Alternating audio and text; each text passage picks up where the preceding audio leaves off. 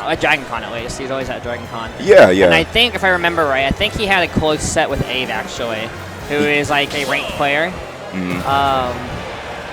So it'd be interesting if he came out to like local events. Yeah, I think it would be certainly interesting. There's not a lot of Cloud players in Georgia, I want to say. I can think of 2, maybe 3 off the top. But yeah, I would like to see him outside of the context of the COD tournaments, considering how well he performs when he does show up. I feel like he got almost top 8, or he got like 7th last year, if I remember correctly. I don't know. Yeah, it's pretty consistent for not entering any of the local events we got going on here. Which, actually, now that I think about it, maybe he's not a local, so it could be why. Could be. Oh, yeah. But right now, it's actually starting out on Kalos. I'm not sure if this is a neutral or not, or they just both agreed to it. Yeah, it's a weird place. You don't usually see people starting in Kalos, because Kalos is kind of a more polarizing stage than most other stages. Oh, yeah. So it's usually like one of the characters is striking it. But I don't know. I feel like I guess both these characters might like it. Maybe I feel like it'd be a little bit more Link favor than Cloud. Yeah, I could definitely see that. The more time to set up bomb is always good for Link. Cloud can pretty much charge limit anywhere. Granted, like you were saying, this is a polarizing stage, so if either one of these characters gets the lead, I'd imagine it'll snowball pretty quickly just because of the amount of space there is. Oh my gosh. Yeah, he's just hitting that C-stick right there. Oh yeah, swinging for the fences right there, but... Okay, nice parry. And you can tell it's a really tense here, but I think whoever gets this first stock is likely to win this game or put themselves in a very, very good position to close out. Okay, forward throw, setting up the ledge trap. And this is one of those matchups where you think on paper Cloud should like destroy Link, but... I feel like Link would be kind of alright. Like, yeah. I think characters who have like kind of an answer to Cloud's aerials generally do pretty like well against them. And Link has a great answer in his Nair. The hitbox is like the size of like I don't know, a train. So it will beat out like a lot of Cloud's aerials, like his back air, if he gets them at the right angle. So, oh yeah. I mean, it depends where they are, kind of relative to each other, the characters, like where you place that hitbox. Cloud's going to want to be like placing like back airs and stuff kind of diagonal from Link's Nair, right? Beat it out. Link wants to kind of head on or take the neutral air head on as much as possible, probably. Oh yeah, scary situation right here. Okay, no, got him back on stage. I think he could have gotten the edge guard if he went for it. He might have been able to, but CarbonCopies is going to make it back in time and closing out that stock. And yeah, Link definitely has the aerials to contest Cloud. The biggest issue that I see in this matchup, just looking at it on paper, is Cloud speed. Right. There's not really a lot that Link can really do to catch Cloud. Well, that's why it's like why he would be like using his bomb so he doesn't get suffocated. But yeah, if Cloud's just running away, then I don't know what Link has to be able to catch up to him. Right. Which again, a stage like Kalos, it kind of works in favor of both players, but it does make it a little bit more swingy. As we see here, CarbonCopies up a full stock and some percent now. The moment he got the lead and kind of just broke away with it. I think part of that does have to do with the fact that he can control the pace of the match.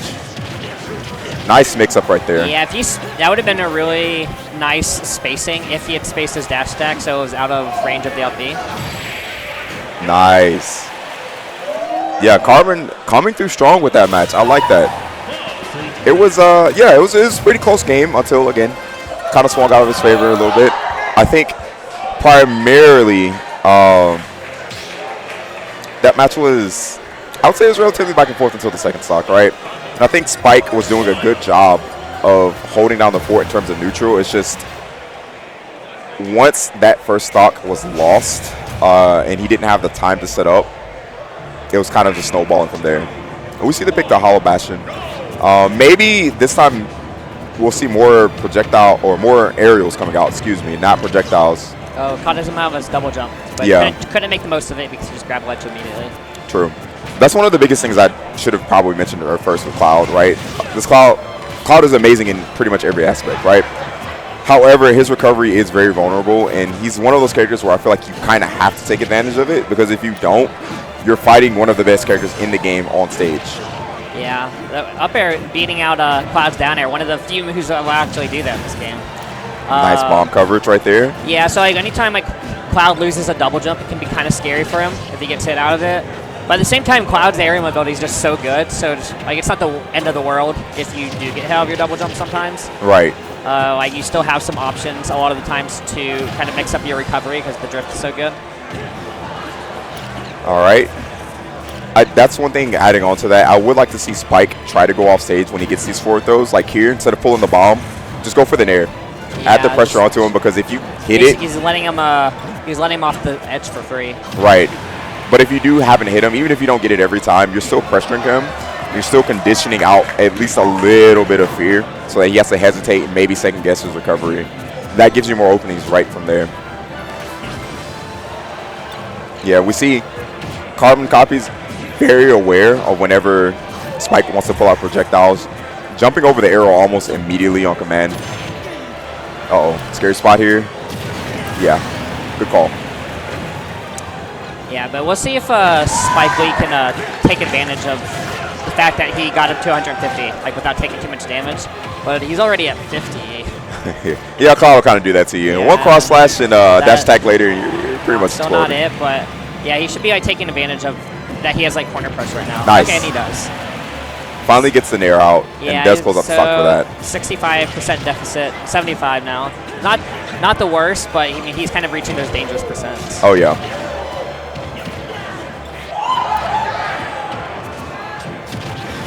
Whiff grab, that was interesting down Yeah, smash right there. the down smash, he kind of lunged a little forward with the down smash, so he got put out of range of his grab range. All right, we got a clean nair. Spike getting off the ledge, rolling out, getting a jab in. Okay, I like the attempt. Yeah, that would have been really nice if he had gotten it. It would have put him in a really good position. Oh yeah, would have definitely put him back in the game. All right. And yeah, I'm noticing that more and more now. Every time Spike decides to pull out projectiles, CarbonCopies is more than willing to take the trade with limit or just stage control, honestly, and just getting 3% from that. Uh-oh. Yeah, I feel like SpikeLee's his bomb item game is not strong enough to warrant picking bomb out every single time. Yeah, and CarbonCopies not even giving him the chance to come back to the stage. Good stuff to him. Moving on to winners round 3.